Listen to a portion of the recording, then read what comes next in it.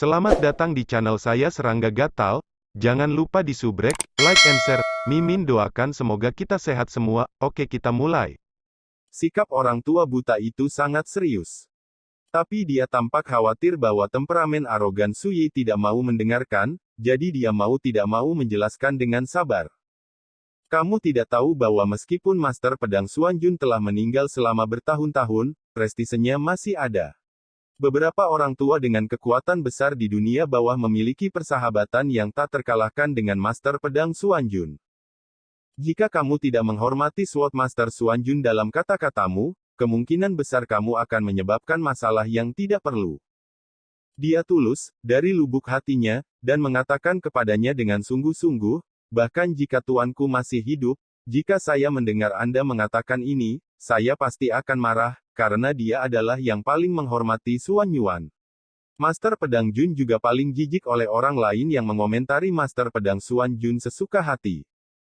Bibir Suyi berkedut tanpa terasa, tidak tahu harus tertawa atau menangis.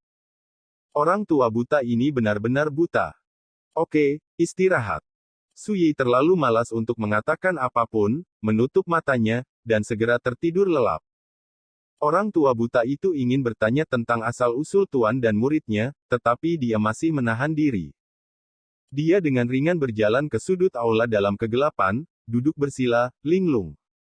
Besok, dia akan kembali ke dunia bawah, tetapi dia tidak tahu tahun dan bulan berapa dia akan bisa membalaskan dendam tuannya. Behmada sangat kuat. Memikirkannya saja membuat orang merasa putus asa dan tidak berdaya. Tidak peduli apa, dengan Tuan Su, setidaknya masih ada harapan.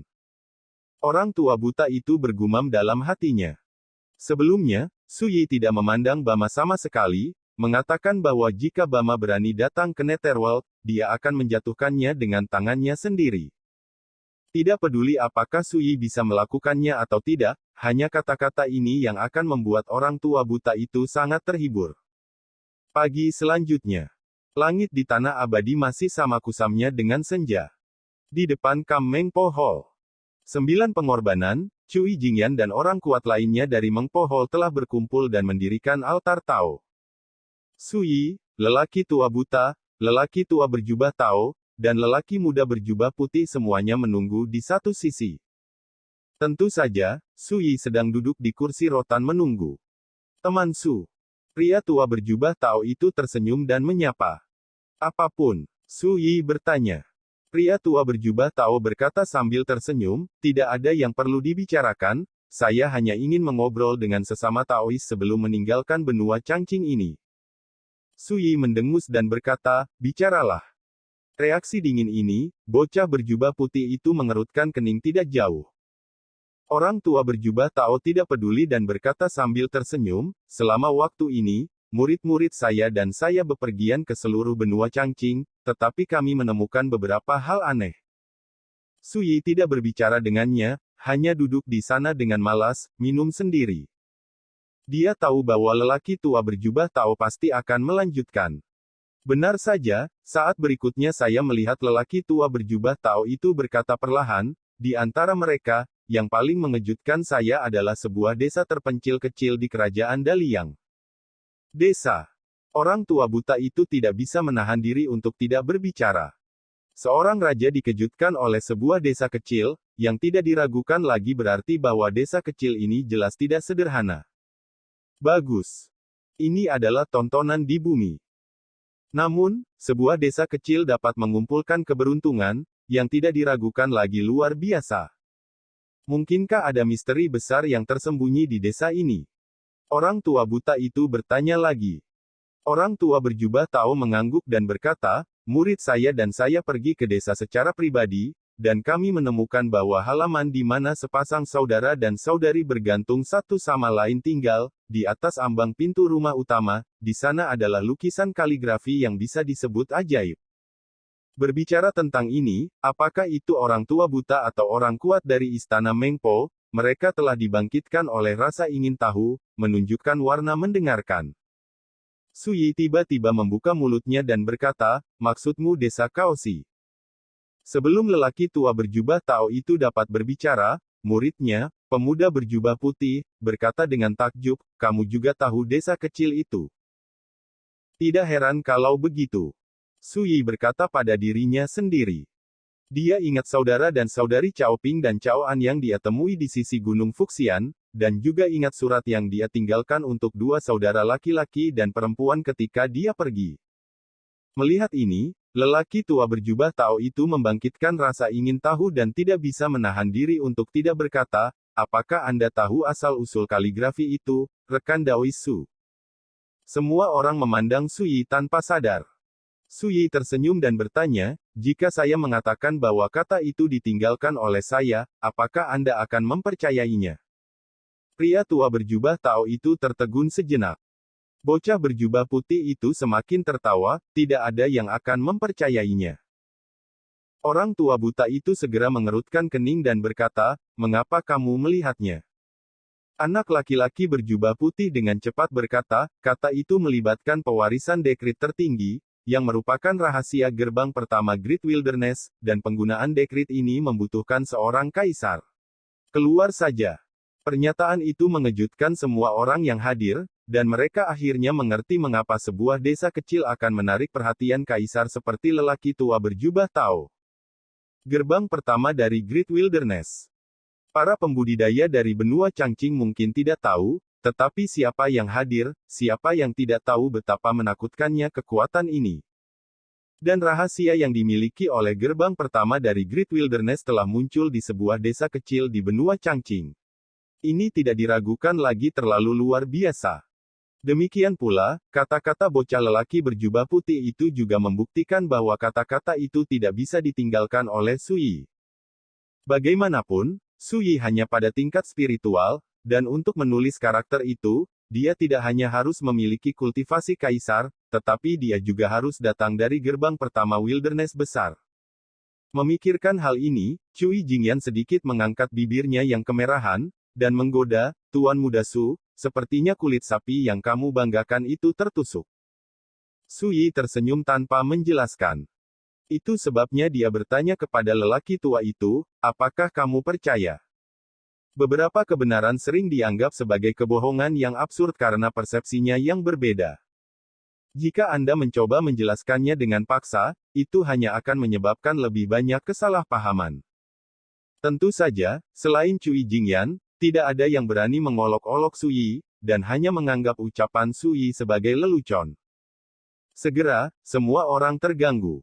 Hanya lelaki tua berjubah Tao, dia ragu-ragu.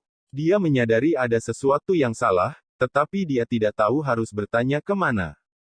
Altar teleportasi telah berhasil dipasang. Selanjutnya, kita hanya perlu menunggu sekte menerimanya. Tidak jauh, terdengar suara 9 korban. Saya melihat altar Tao hitam dengan jarak 3 kaki, berdiri di depan 9 imam pengorbanan. Altar Tao berbentuk segi 8 dan ditutupi dengan pola Tao terlarang yang berbeda. Melihat ini, semangat semua orang terangkat. Orang tua berjubah Tao tidak bisa menahannya lagi, dan mengirim transmisi suara ke Su Yi, rekan Taois, saya akan segera pergi ke Nether, saya memiliki permintaan yang kejam, saya tidak tahu apakah saya harus mengatakannya atau tidak. Su Yi melirik pria tua berjubah Tao, dan sepertinya melihat melalui kekhawatiran pihak lain, dan berkata, jangan khawatir, saya tidak akan membocorkan apapun tentang Anda. Dia tidak bisa tenang. Karena ucapan Su Yi sepenuhnya mengkonfirmasi kesimpulan di dalam hatinya. Su Yi memang telah melihat melalui identitas tuan dan murid mereka dan apa yang sudah mereka lakukan. Untuk sementara waktu, lelaki tua berjubah Tao tidak bisa tidak bertanya-tanya apakah kaligrafi yang mengatakan, damai adalah berkah, di desa Kaosi benar-benar ditinggalkan oleh Su Yi. Pada saat ini, Su Yi tampaknya menyadarinya, dan melihat ke langit. Ini dia. Dia bergumam pada dirinya sendiri. Ledakan. Hampir pada saat yang sama, raungan gemuruh yang tumpul tiba-tiba datang dari cakrawala. Di depan 9 pendeta pengorbanan, di altar Tao hitam dengan jarak 3 kaki, pola-pola Tao terlarang yang padat dan cerah tercermin, terjalin dalam kehampaan, dan terus-menerus menggeliat. Semuanya, penghalang batas ke Belanda akan segera dibuka, harap bersiap-siap. 9 pendeta berbicara dengan suara yang dalam. Terlihat dengan mata telanjang, arai terlarang pola Dao yang awalnya menggeliat tiba-tiba meledak menjadi kerusuhan luar angkasa yang mengerikan, dan kemudian membangun pintu masuk seperti pusaran. Secara bertahap, pintu masuk ini benar-benar stabil. Semuanya, tolong. 9 pendeta memandang Sui, lelaki tua berjubah Tao dan yang lainnya. Tunggu. Setelah Sui bangkit dari kursi rotan, dia tiba-tiba mengeluarkan jimat giok. Saat dia berlari di jalan, jimat giok tiba-tiba bersinar, dan bintang perak seperti riak muncul. Terlihat dengan mata telanjang, dari altar teleportasi, gumpalan fluktuasi spasial yang aneh menyembur ke jimat giok di tangan Sui seperti ikan berenang. Kesembilan pendeta pengorbanan segera menjadi gugup dan berkata, "Rekan Taois, siapa kamu?" Sui berkata dengan santai, "Buat tanda simpul ruang, sehingga ketika Anda kembali ke benua Changqing di masa depan, Anda tidak akan dapat menemukan jalan." 9 pengorbanan, Cui Jingyan dan yang lainnya tidak bisa menahan diri untuk tidak terkejut, mereka hanya merasa kepala mereka tidak cukup. Tanda simpul luar angkasa hanya bisa diukir oleh Kaisar. Mereka tanpa sadar menatap lelaki tua berjubah Tao. Orang tua berjubah Tao tersenyum dan berkata, "Rekan Taoisu menggunakan simbol rahasia ruang angkasa sebagai referensi dan meminjam kekuatan arai terlarang teleportasi. Metode ini dapat dianggap sebagai ciptaan yang cerdas." Semua orang tercengang. Hanya lelaki tua berjubah Tao yang memiliki mata yang rumit. Juga, rahasia luar angkasa adalah harta yang luar biasa, dari mana Sui mendapatkannya. Semua ini membuat lelaki tua berjubah Tao itu semakin menyadari misteri Sui, dan dia tidak lagi berani memperlakukannya sebagai biksu spiritual di dalam hatinya. "Ayo pergi." Segera, Sui menyingkirkan jimat giok dan berjalan menuju platform teleportasi. Yang lain masuk. Ketika saya kembali, saya mungkin sudah melangkah ke jalan Profound Way, dan akan sedikit sulit untuk datang ke benua Changqing ini. Sui berpikir dalam hati. Ledakan. Langit bergetar dan rune mengalir. Dengan raungan, sosok Sui dan yang lainnya menghilang begitu saja. Kemudian, altar teleportasi jarak 3 zang tampaknya telah kehabisan kekuatannya, retak tanpa suara, dan berubah menjadi debu. Dunia kembali ke ketenangan semula. Hari ini tanggal 25 Mei. Di dunia benua Changqing yang indah, Sui, yang seperti mitos di dunia, berangkat ke Netherworld. Dunia bawah. Ada gunung suci bernama Naihe, dikelilingi oleh air sungai yang terlupakan di kaki gunung, dan dikenal sebagai salah satu dari 36 dunia bawah. Disinilah Aula Mengpo, kekuatan tertinggi di dunia bawah, bercokol. Pada saat ini, di sebuah dojo besar di tengah-tengah gunung Naihe Sensan, suara menderu itu seperti guntur, dan gelombang terlarang yang mempesona melonjak ke langit.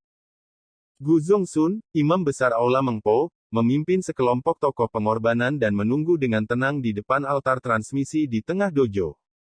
Gaya abadi Gu Zongsun, dengan rambut putih dan sosok tinggi dan kurus, ia mencapai alam Kaisar Dao 3.800 tahun yang lalu, dan sekarang ia memiliki basis kultivasi lengkap di tahap awal alam Xuanzao. Ada 18 pendeta di Aula Mengpo. Di antara mereka, hanya 3 pendeta yang melangkah ke ranah kekaisaran. Lembah Imam Besar Zongsun adalah salah satu dari 3 imam kerajaan. Posisinya tinggi dan otoritasnya cukup berat untuk disejajarkan dengan ketua aula.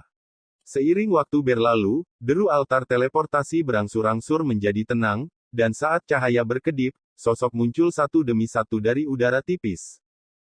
Sui dan yang lainnya yang kembali dengan orang-orang kuat di Aula Mengpo, seperti Jiu Zai dan Cui Jingyan.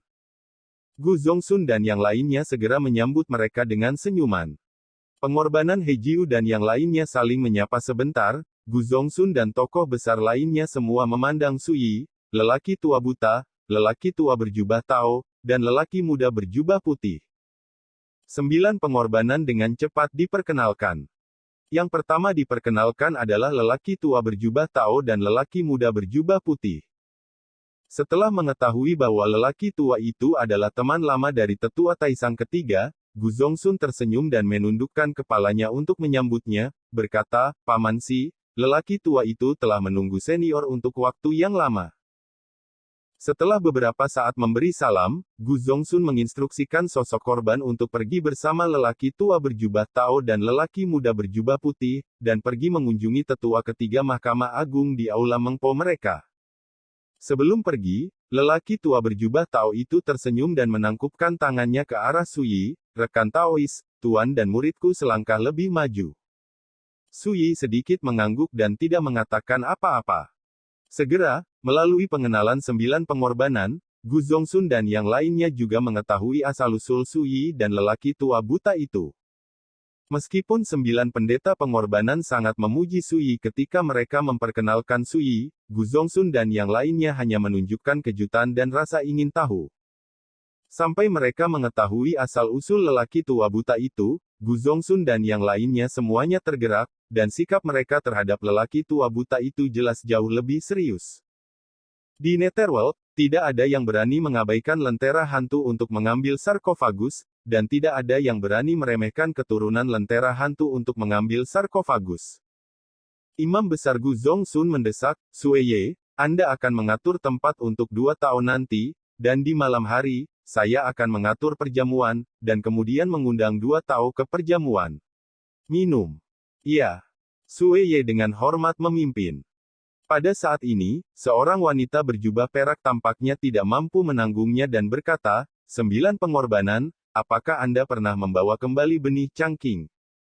Singkatnya, Gu Zongsun dan yang lainnya semua melihat pengorbanan Jiu. Kelopak mata 9 imam kurban berkedut dan dia berkata dengan suara rendah, sejujurnya, ada beberapa tikungan dan belokan dan kecelakaan selama perjalanan ini. Kecelakaan. Gu Zongsun dan yang lainnya sedikit mengernyit. Wanita berjubah perak berkata, Tuan Istana dan Penatua Agung Taisang telah berangkat ke Lautan Kepahitan 10 hari yang lalu. Dalam waktu singkat, saya khawatir dia tidak akan bisa untuk kembali sama sekali. Setelah jeda, dia melanjutkan, sekarang, imam besar bertanggung jawab atas urusan sekte. Ke-9 pendeta terkejut, Tuan Aula dan apa yang akan dilakukan Penatua Agung di Laut Kepahitan? Di Aula Mengpo, posisi sesepuh tertinggi selalu diambil oleh utusan yang menyeberangi sungai. Penatua Taisang adalah orang yang paling kuat dengan kualifikasi tertua di Mengpo Hall. Sekarang, Ketua Aula dan Tetua Agung pergi ke Lautan Kepahitan bersama. Bagaimana mungkin 9 imam kurban tidak terkejut? Tidak menunggu wanita berjubah perak itu berbicara, Gu Zongsun melambaikan tangannya dan berkata, kita akan pergi ke Aula Zongmen bersama nanti dan membicarakan hal-hal ini. 9 pengorbanan mengangguk, dan segera, dia memandang Cui Jingyan dan berkata, Jingyan, kamu dan aku akan datang bersama nanti. Cui Jingyan mengerti dan berkata, iya. Selanjutnya, Sueye pergi bersama Suyi dan orang tua buta itu.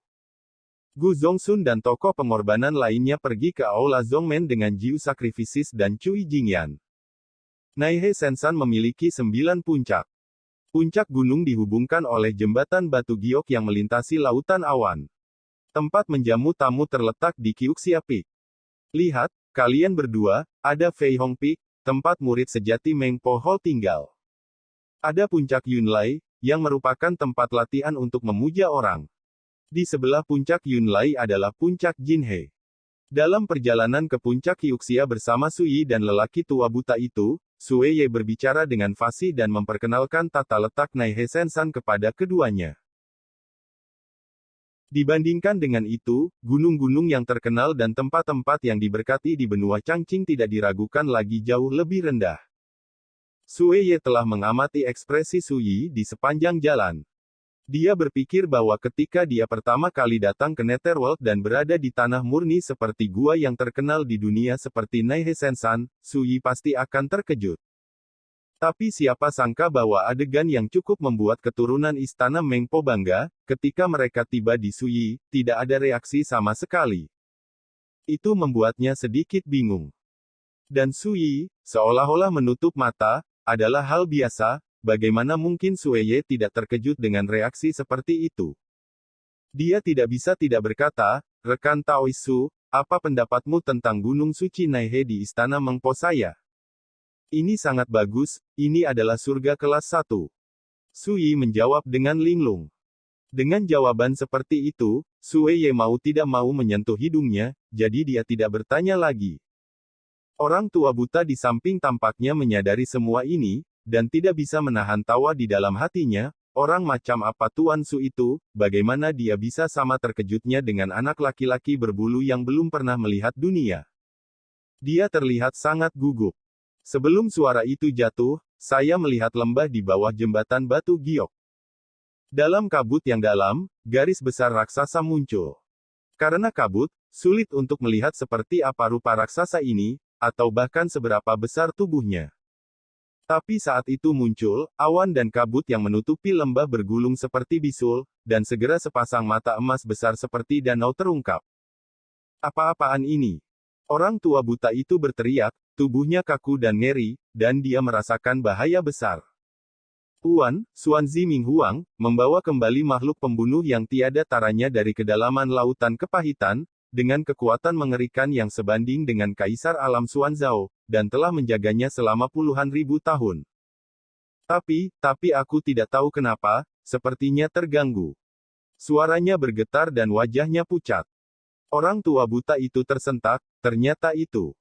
Ketika dia berada di dunia bawah, dia juga mendengar bahwa di Gunung Naihe di Istana Mengpo, ada seorang pembunuh yang sangat menakutkan, sebanding dengan Kaisar, sangat menakutkan. Saya tidak pernah berpikir, saya baru saja tiba di Gunung Suci Nahe kali ini, dan saya menemukannya. Sui meletakkan tangannya di belakang punggungnya dan menatap jembatan giok. Ketika dia melihat sepasang mata emas sebesar danau di kedalaman awan, dia tidak bisa menahan diri untuk tidak terlihat bingung. Ternyata si kecil ini. Suara mendesing, suara mendesing, suara mendesing. Pada saat yang sama, sinar cahaya yang indah menyapu dari 9 puncak, dan orang-orang kuat di Aula Mengpo semuanya terkejut. Apa yang terjadi? Bagaimana mungkin binatang abis disiagakan? Apakah seseorang mencoba masuk ke gua ilahi sungai yang terlupakan? Jangan panik dan lihat. Wow! Raungan binatang yang menghancurkan langit terdengar lagi, bergoyang di antara 9 puncak, dan awan di kehampaan terguncang dan hancur. Banyak biksu di kuil Mengpo sangat tidak nyaman sehingga mereka hampir batuk darah. Orang tua buta itu juga gemetar secara fisik dan mental, merasa sangat tidak nyaman, dan hendak pergi bersama Sueye. Saya melihat Sui melambaikan tangannya dan berkata, "Jangan panik," dia menyapa saya. Sui mengabaikan reaksi keduanya. Dia melihat sepasang pupil emas besar jauh di dalam lembah, dan bisa dengan jelas merasakan kegembiraan dan kegembiraan di pupil emas itu. Untuk sesaat, suara auman binatang itu menjadi semakin keras, menyebabkan dunia bergetar. Melihat keributan yang begitu besar, Sui berpikir sejenak dan berkata, "Anak kecil, tetap jujur untuk saat ini, aku akan berbicara denganmu ketika kamu bebas. Ingat, tidak peduli siapa yang bertanya, jangan membocorkan ceritaku." Kata-kata ini benar-benar tenggelam oleh raungan binatang yang menghancurkan bumi, sehingga baik orang tua buta maupun Sueye tidak dapat mendengarnya dengan jelas.